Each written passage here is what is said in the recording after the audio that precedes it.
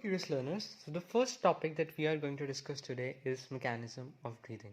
Before coming to the main topic and structures involved, I want to discuss some important concepts related to this that will help you to understand the complete mechanism.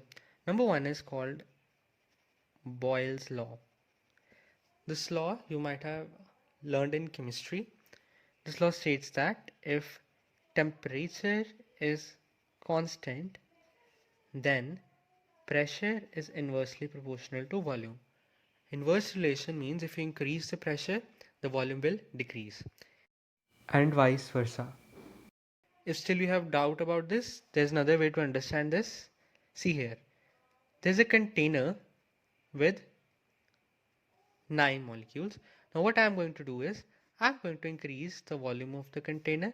Also, I'm going to decrease the volume of the container, but I'm going to keep the number of molecules same, 9 here and 9 here.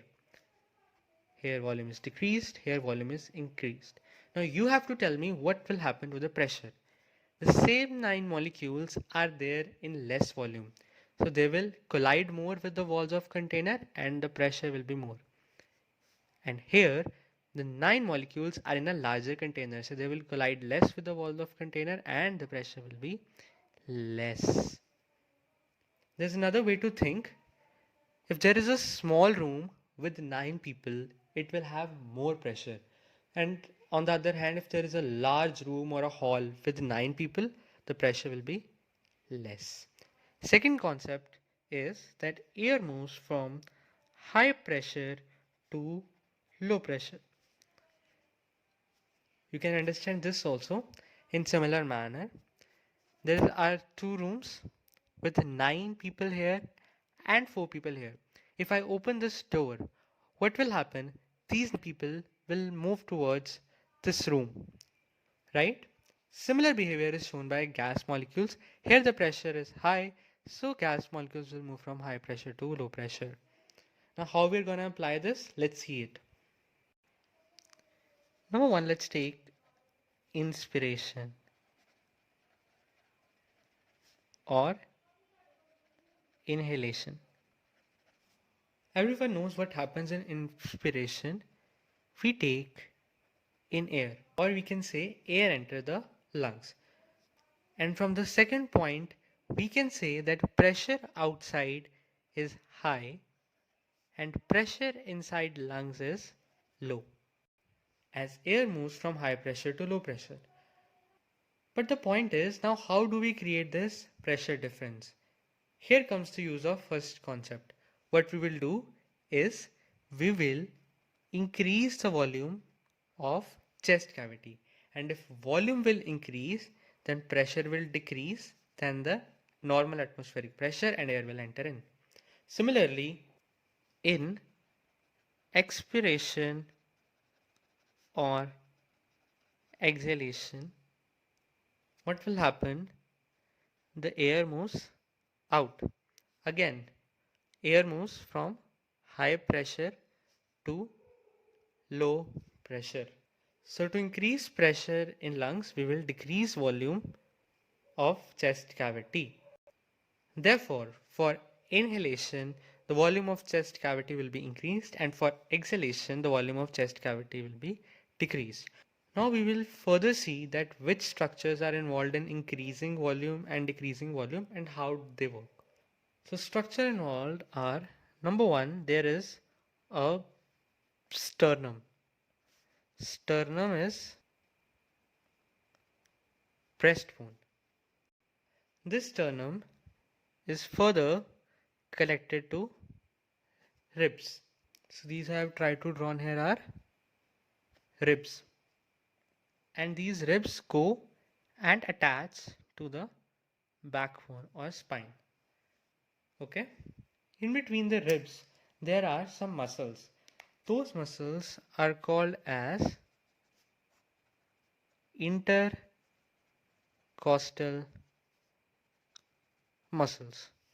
Let us break the word. Inter means in between.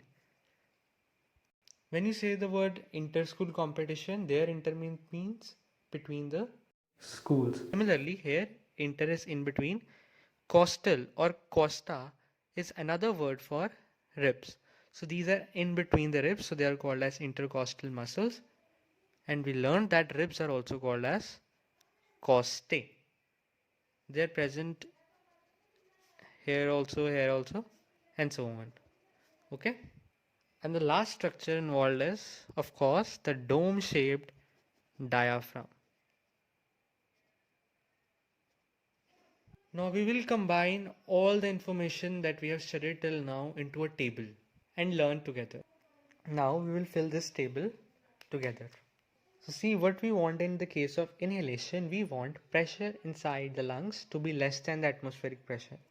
So we want to decrease the pressure inside the lungs. To do this, we have to do what? We have to increase the volume of the chest cavity. How this is done? So see here, I want you to imagine in 3D. This is sternum, these are ribs, and this is diaphragm. How we can increase the volume? First, we will increase the volume from forward to backward. Okay? How this is done?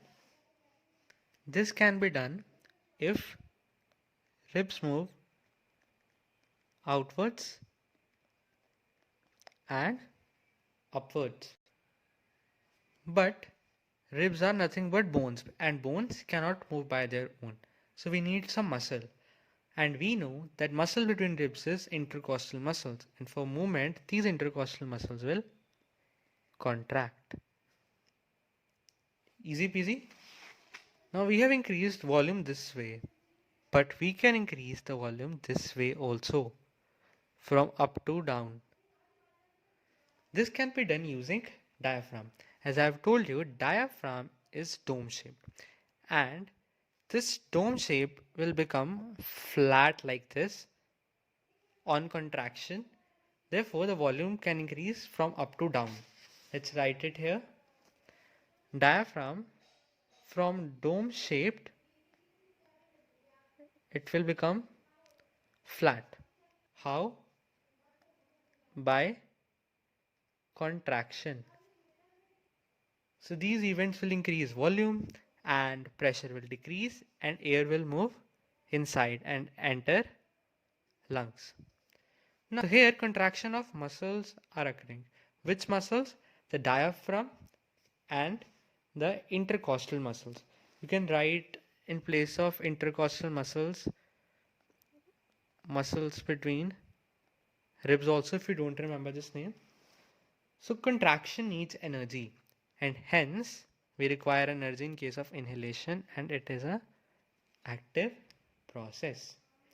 If you remember when we wrote difference between breathing and respiration, I told you energy is consumed in breathing. Here is where the energy is consumed.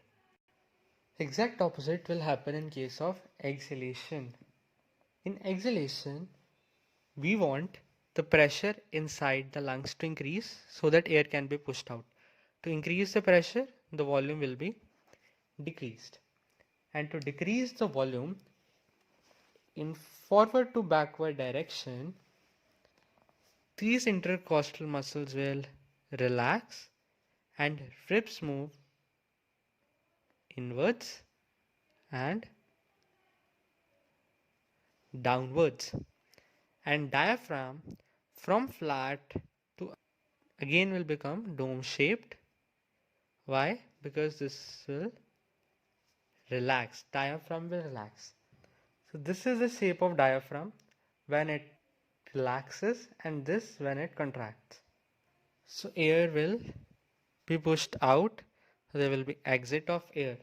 And this process involves relaxation and relaxation doesn't use energy. So it is a passive process. That was about mechanism of breathing in the most simplest way without any cramming. One last question related to this is asked, that is what is residual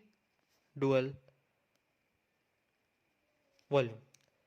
Residue is something that is left behind. What is this residual volume? Let's write its definition. It is amount of air that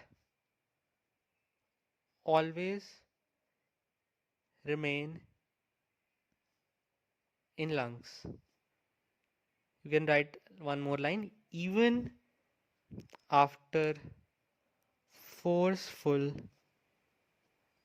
expiration, when you forcefully exhale air out, the volume of air that still remain in lungs is called as residual volume. What is the importance of this residual volume? Let me write that here only. How is this important? This gives sufficient time for exchange of gases by diffusion.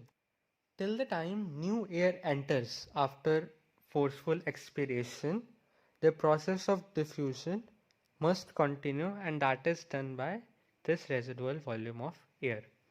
With this, we end this topic. Till now, we have covered these two parts, that is cellular respiration and breathing. Breathing is also sometimes referred to as external respiration as it is occurring outside cells, and this is internal respiration or cellular respiration. Now, we will start with how these gases are transported, how this carbon dioxide and oxygen are transported. Let us first talk about transport of oxygen. So majority of oxygen, that is 97%, is transported in combination with hemoglobin. What is hemoglobin? Hemoglobin is called as respiratory pigment. Why it is called respiratory pigment? Because there is a single site in our body where oxygen is taken. All the cells are not in direct contact with the environment, so at lungs oxygen is taken and it has to be transported to cells for respiration, and this transportation is done by the pigment hemoglobin and hence called respiratory pigment. This hemoglobin is present in RBCs.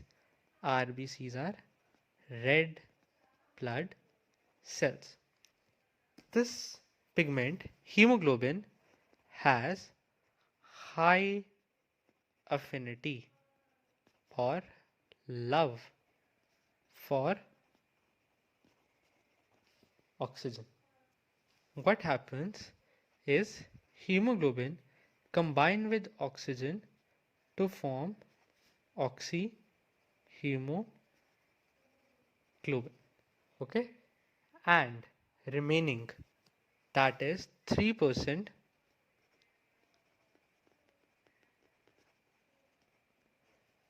that is transported as dissolved form in plasma. Plasma and this RBCs are all components of blood. The second is, of course, the carbon dioxide. This is a waste that has to be removed from the body. So approximately 23% is transported in combination with hemoglobin. How? Hemoglobin combine with carbon dioxide to form carboxyhemoglobin. Then 7% is transported in dissolved form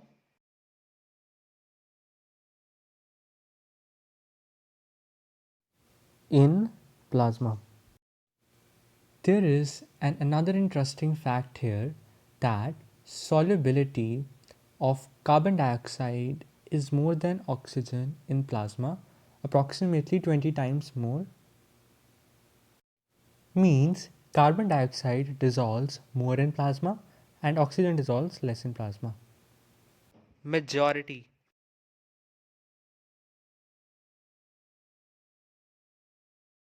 That is 70% is transported in the form of ions. Which ions? HCO3 negative These ions ions are also present in called as plasma. So bicarbonate you can ions. write this much is transported through plasma, but 7% in dissolved form and 70% in the form of ions.